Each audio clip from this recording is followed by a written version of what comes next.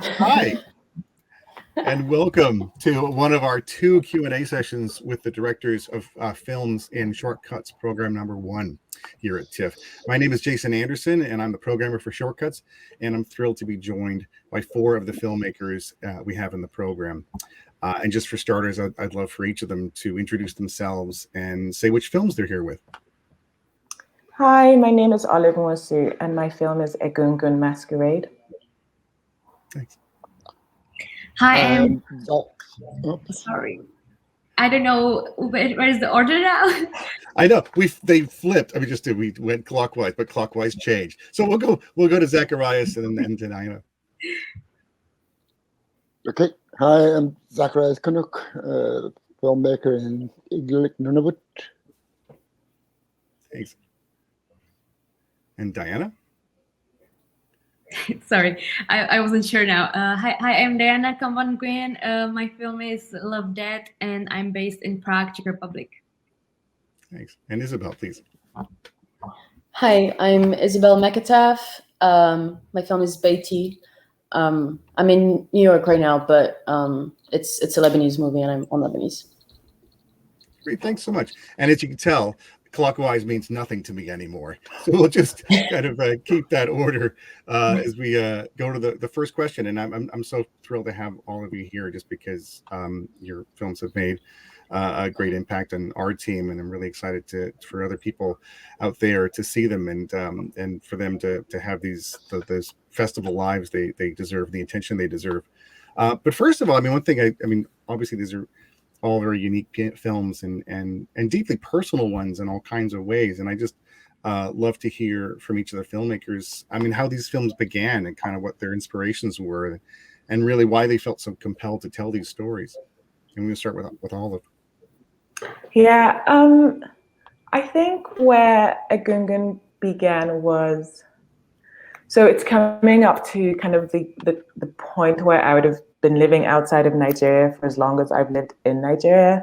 And there's something kind of very haunting about that moment in my mind of, just having been away. I mean, I go back all the time, but kind of living as fully there. And so I think kind of reflecting on, what that means and how a person, the idea of home and identity basically, and how a person can be their full selves away from home, but also be their full selves at home, and how that's also complicated by kind of the social and political realities of where home is. And so EGÚNGÚN is about a lesbian woman who has been living in London, in her adult life and living there successfully, and then has to come home to Lagos to bury her mother, and kind of, what her wrestling with that reality and accepting, the hurts in that return when she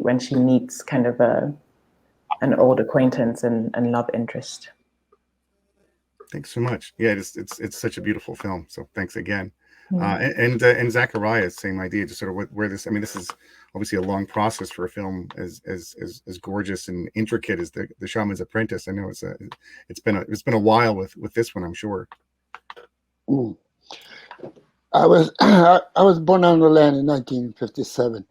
I didn't know one word of English till I came to Italy at the age of 9. I come from an Anglican family because in the hierarchy, the Baffin Island was occupied by Anglicans and the Catholics were on the mainland. So I was on the Anglican side, and I never heard about. I was so interested in my culture. I just heard a little bit about shamanism, and today, obviously, I've gone to school, and I've never gone to film school, but I learned it as I went. But being so Anglicanized, shamanism is a part of our culture that nobody shut it down. I mean, Christianity basically bulldozed over our culture and shamanism. So when I became a filmmaker, I heard about this story back in the 80s about this grandmother and granddaughter, where the grandmother is teaching her granddaughter how to be a shaman healer. So my interest is there, and I'm trying to push these stories because in Ikalik, on this little island, it has 4,000 years of inhabitants. And you compare that to Christianity, which came from Europe over 100 years ago, it doesn't balance. So I'm here with this film, Shaman's Apprentice, hoping that people can start talking about shaman. It's fantastic. I'm so happy that it's you brought this film to TIFF, and it's such an amazing, unique piece. So thank you. And also Diana, but this is something again, also I think a very obviously very personal piece. And I mean, where did this film begin for you? This film is based on the letters that you see in the film, and that my dad wrote to me when he was 1 year in prison, and I was that time 11 years old.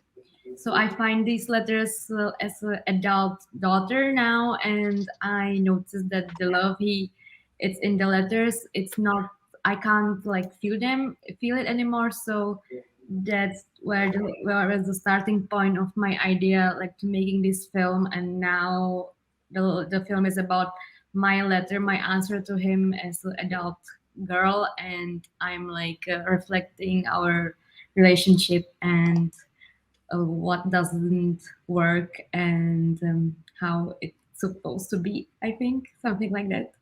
And it's a combination between animation and live action, but it's also like documentary. So yeah. It is kind of every kind of film at the same time, and it really is one of a kind as a piece. So we're again, thank you. And Isabelle, I mean, again, this is I think another obviously personal piece, and it touches on all kinds of, I'm sure, relationships in your life and aspects of your life too. Yeah, so the idea came because it's kind of similar to you, Olive, that I've also been living away from home, whatever that means, for a very long time, and it's kind of a common thing right now, especially with the economic crisis in Lebanon and the revolution and the political instability, that more and more young people are just leaving to be able to find work or find a life abroad because of either the social constraint, the economic constraints, all of that. And what happens is that our parents, who have given everything to us, are abandoned. And they are still there because it's home. It's still their home. Like, they don't want to. My point is not the parents should leave, but I wanted to talk about that. I wanted to talk about a woman who is home, whose daughter has left, and who, it's like, what do you do when you're waiting? When you're proud that your child, has gone off and done everything that they want, but also now they're a foreigner to you. They're no longer your kid, because they live elsewhere. They have a different life that you don't even know about, and you're just alone home. And what do you do? What becomes your life? So it's kind of a love letter, speaking of letters, to my parents, who are empty nesters right now, to say it, in a typical way. But yeah, it's about that. It's about a country that has no future, basically, and what happens to the parents who are left behind when all the youth has just gone, because what else are we going to do? I mean, it's not that dramatic, but hopefully. Yeah. I was actually starting to get weepy again because I realized that just about every movie we program, I cry in or cry at. So I think even just thinking about the film, I'm going to start crying again. But yeah, it's great. I mean, I'm really happy with this group too, because we really have these two. Everything films I love, but also to have sort of two live action dramas and two animations together. I think is something I always like, putting these sorts of films, different kinds of films together in programs. And it just to talk to the live action film directors just about, again, like thinking about, performance of the people you have, and to talk about casting the films and finding these incredible actors you have for the films. And also like the place, just because I mean, place is obviously, it's a cliche to say that the place is a character as well. But I think both in both films, in both Masquerade and BEITY, there's just, I mean, that's such a big part of the film as well. So I guess starting with Olive, to start talking about sort of, I guess, actors first of all. Yeah, so I mean, yeah, casting was a big kind of question in my mind. We got funding from the More Films for Freedom program with the BFI, and that was really helpful. But you know, I think what was scary to me was the idea of casting kind of queer actors, because in Nigeria at the moment, you know, like, you know, LGBTQ plus rights just are non-existent, and people are still, you know, prosecuted for kind of same-sexual relationships. And I knew I wanted to cast a queer woman as the lead, but I also was a bit wary about kind of what that actually looked like, and especially because we're shooting back in Nigeria, safety. But I went to secondary school in Nigeria, and a really dear kind of classmate of mine who, like me, kind of did her university abroad and has returned to Nigeria to live, and is a dancer there. We've been in touch for a while, and when I was writing the film, she kind of kept popping into my head the entire time. And so I reached out to her and asked her if she had acted or was interested in acting. And she has done some stage work, but is primarily a dancer. But I really felt kind of she embodies in so many ways. And I think even in the film, you know, like her physicality feels so kind of important to the piece. And, you know, her sense of alienation and her stiffness in this world, carrying, you know, the secrets that she carries. I just thought Sheila would be amazing, and she was. And so that was how I found her, was kind of just asking her if she was interested. And then we did a private read, and she came on board. And then kind of the co-lead, Ebun, who's Tenyola Alade, is an actress in Nigeria who I found through our local producer. And it took a while to kind of do a bunch of, we also shot, you know, this year during COVID. So there was that complication of how to make a film with COVID going on, and kind of, from casting through to production. But eventually Tenny's tape came to me, and there was just something really tender about her performance that felt very truthful to Ebon's character. And so it seemed a no-brainer. And so we cast her without my meeting her. And those were really the two kind of main roles to cast. And then of course there were the children, which was another kind of headache of casting, partly also because, you know, they had to look like the adult performers. And again, because, you know, earlier in the script, there was kind of more of a physical relationship between the children, which would have been very difficult to achieve. And so, you know, we had to rewrite the script at some point to allow for their performances. And actually what I really love is kind of turning the intimacy between them to something kind of more childlike and subtle, and using dance to achieve that, which kind of allowed us to get past casting them in the roles.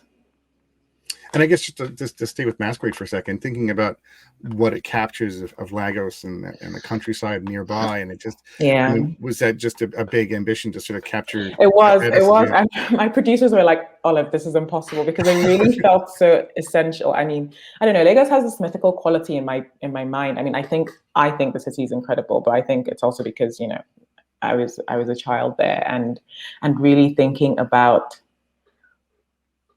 all the different sections of it and the energy of it, you know, like the market versus church spaces versus the countryside. And really, I think how those infuse a sense of just pace to life there felt so important for me. And like, there's so much movement in the film. And I think that's true of like just the movement and the rhythm of the city. But also, I think I really wanted to highlight, you know, just the different kind of lifestyles that happen in the city, and like class is a very important kind of theme for me. And so those places, I hope, kind of give a sense of that, and how, you know, depending on who you are, how you move through that world is so different. Yeah.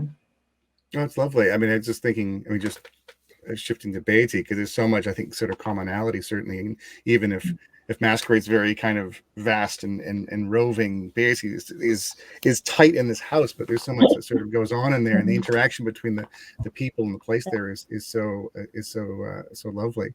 And I guess again, just talking about sort of finding your cast for the film. So we didn't have a casting director or anything. Everything was like word of mouth. There was the lead actress, Julia Kassar. She's quite a prominent actress in Lebanon, and I knew of her work, and she's also a teacher. So I thought she might be open to the idea. So I found her email via someone who knows someone who knows someone. It's Lebanon. It's a tiny country. And so I found her email, sent her the script, information, and she was like, yeah, cool. Okay. Yeah. And I was like, oh, okay, yeah, cool, great. And so now, she liked the script, etc. So, and then I was like, do you know any other actors? Because, once I had her, and she was like, well, yeah. And then through her, I got a bunch of other names, and, it's quite a small industry. And so it was really just like that, word of mouth. And so her and Nawal Kamil, who are the two leads, the two women, are, both absolutely fantastic and different. And I did want them to look quite different from one another. Which I didn't succeed completely in, but it's fine. But I think they have very different energies, and they're both just amazing actresses, and I was so happy to be able to work with them. As the two men are also professional actors, and it was the same. There was friends that they knew, and they were lovely to work with. But the two other minor characters are just my friends. So my friend and her mom, it's basically just that. So yeah, it's small cast and one location, as you said. I needed a house that had the upstairs downstairs feel. And because actually I also have like a class thing in my film, and I also just wanted something kind of grandiose and beautiful, because everything takes place in this one space, and that house is just gorgeous. It has like those huge windows, tall ceilings, and the white walls was something that we had to fight a little bit, because it's all huge white walls, but thankfully production design, aka my mother, fixed that and helped. So that was great. And sorry, I lost my track of thought. I had another thing. The house. I don't know, but yeah. Oh yeah, and the house is actually, I got it for $1 because $1. Yeah, it's someone that I know who knows my family, who knows blah blah blah blah. And I was just like, hi, can I shoot there? But for school, they needed some sort of location agreement. And they don't know anything about the film industry. They were like, hey, yeah, just go. I don't care. And I was like, no, I need you to sign this, and I need to have some sort of like official document. And she was like, okay, fine, give me $1. And so I did. And she was lovely. So yeah, it was all very. It was a family affair. It was weird, but. Oh, it is such an incredible space, and of course, shooting it in 16 millimeter it's such a vivid look to the place. So. Yeah. DP and I are just huge nerds, and we're just like, let's do it in 16 and do that, and it was lovely, and it was really amazing, and I love shooting film, and I think I want to do that always. That's great. And again, I mean, I just shifting to the animations and Zacharias, thinking about how, I mean, you really do create this incredible world with your team for the film, and it's and again, amazing to think this is your first foray in animation after doing all kinds of cinema for such an incredible career. I mean, I'd love you to talk about just the kind of why this, why animation for this film, and what were the sort of challenges of sort of going into this whole other mode for you. Yeah. I'm in a small community in Nguyen, a little over 2,000 people, where everybody knows each other. And we don't have roads up here, so we only get planes to land. That's how we travel, community to community, and then south. I tried this idea of using animation before, where I went down to my Aboriginal people down south who are in this field, and I provided them the story, and we did a series, stories about elders, but it did not come out the way I dreamed it. But I knew this company near our community who does great animation, so I co-produced this story with them. Using actors, I've used actors, and I am very, how would you say it, typical, how would I say, I try to keep one dialect, because I know the minute the dialect change, it's a different costume. Especially up here in the Canadian Arctic, where there's so many different dialects and different costume. And I'm using my area only. And I'm in this animation. Of course, we're shooting in Toronto, where the experts work. And I have to monitor everything, little down to costume, how these puppets are dressed, because we're using puppets in animation. Of course, people in Toronto doesn't know how a dog harness look, so I had to show everything, how a dog harness look, and how they dog team. I had to show them several videos of how we use dogs to pull sleds up here. So it was a lot of mentoring to the puppet maker. But using actors, I know every actor we used in the past is here in my community. So I just select, do you want to do this audio? And do you want to do, and everybody just agree. And so we try these out. The elder character, voice of Madeline, who played in several of my films.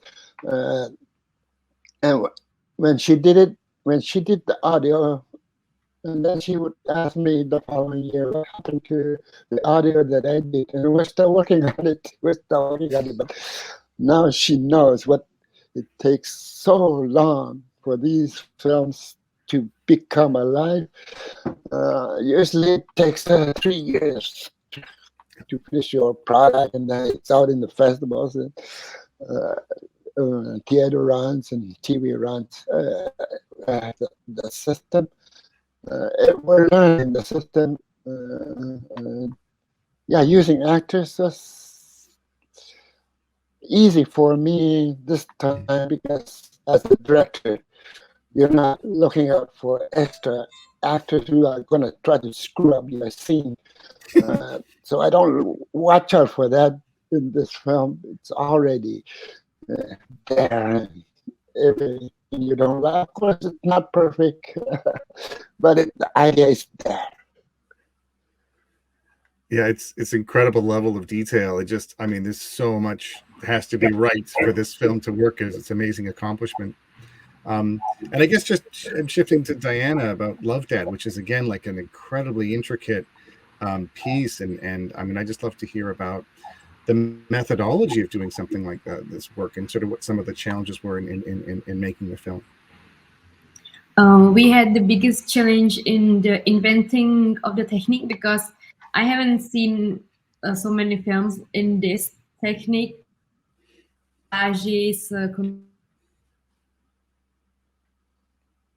Location. So I'm sorry, did you hear me? No, it kind of glitched out, but you're back now, so if you want to restart, that'd be great. Yes. It's like still not working. You're kind of coming in and out. Is it working? It's working now. We'll see if we can get there. Is it? Yeah. Okay. Yeah. So sorry. That was challenging. Thinking now, and yeah, I know. We just invent this technique like for half an hour, and we have some try shooting with the non-actors first, and then when we already were prepared enough, we do it with the real actors. But it's not like actors; it's still just people I picked from the street, and I think that was challenging the most. And I choose this kind of technique because I want, from the beginning, I know that I will use the letters from my father, the real ones, and I just searching these letters. So then I think it's my internet, or I don't know what's happening. Sorry, it's still not working, right? You're just little bits of cutout, but give it a shot because we got a moment of clarity. Yeah, no, that's okay. I think that I didn't know what this one when it was like stuck, so I will just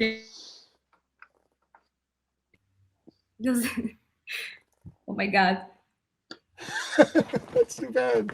it was working all the time, and it's always, we're at the mercy of so many things. But yeah, it is just, and it also just to thinking about just to finish up there, just the I mean, was it difficult just using all this deeply personal material? And this is like kind of like to have these letters and to have these photos. I mean, was it sort of hard to kind of come back and again to that sort of material? Yeah, this time the development of the script, like the therapy of myself, was the most like challenging part for me. It was much more harder than the production part actually. And yeah, but I came with a lot of like self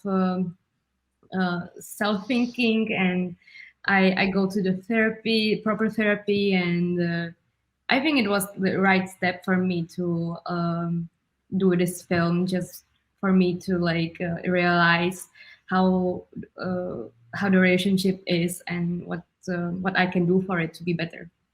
Oh, it's lovely. Oh, I'm so sad we're out of time because I want to hear so much more about all the films, because they really are. I mean, they're also special and have such emotional force and richness. So I just want to thank all of you for joining us now and for sharing your films with your audience. The audience is here. We're thrilled to have them again, and we very much wish they get all the love and attention they deserve in the world. So thanks again for being here.